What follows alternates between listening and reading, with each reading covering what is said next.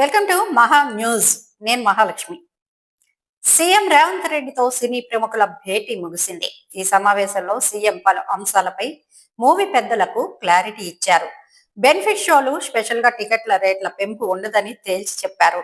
Temple tourism, eco tourism ను సినీ పరిశ్రమ promote చేయాలని సూచించారు. పెట్టుబడుల విషయంలోనూ సినీ పరిశ్రమ సహకరించాలన్నారు. శాంతి భద్రతల విషయంలో రాజీ పడే ప్రసక్తే లేదని, అభిమానులను నియంత్రించాల్సిన బాధ్యత సెలబ్రిటీలదేనని రేవంత్ రెడ్డి స్పష్టం చేశారు. ఇకపై బౌన్సర్లపై విషయంలో సీరియస్ గా ఉంటామన్నారు. టికెట్ల పెంపు, బెనిఫిట్ షోలకు అనుమతి ఇచ్చేది లేదని తేల్చి చెప్పారు.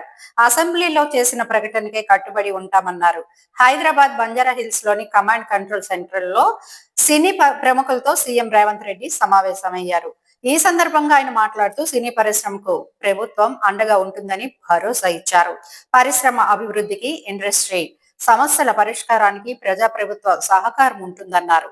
రాష్ట్ర అభివృద్ధిలో సినీ పరిశ్రమ సామాజిక బాధ్యతతో ఉండాలని చెప్పారు.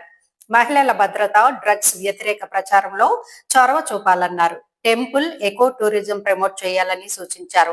పెట్టుబడుల విషయంలోనూ సినీ పరిశ్రమ సహకరించాలన్నారు. అన్ని అనుమతులు ఉంటేనే సినీ ఈవెంట్లు నిర్వహించుకోవాలని తెలిపారు. తెలంగాణ రైజ్లున్నారు, అందరూ సీఎంలు ఇండస్ట్రీని బాగానే చూసుకున్నారన్నారు రాఘవేంద్రరావు. ఈ ప్రభుత్వం కూడా మమ్మల్ని బాగా చూసుకుంటోంది. దిల్ రాజును ఎఫ్డిఏ చైర్మన్ గా నియమించడాన్ని స్వాగతిస్తున్నామన్నారు. తెలంగాణ అద్భుతమైన టూరిస్ట్ స్పాట్లు ఉన్నాయన్నారు రాఘవేంద్రరావు. గతంలో Chandrababu children's film festival Hyderabad లో చేశారన్నారు. ఇప్పుడు కూడా ఇంటర్నేషనల్ ఫిల్మ్ ఫెస్టివల్ ను హైదరాబాద్ లో నిర్వహించాలని కోరుతున్నామన్నారు ప్రముఖ దర్శకుడు రాఘవేంద్రరావు.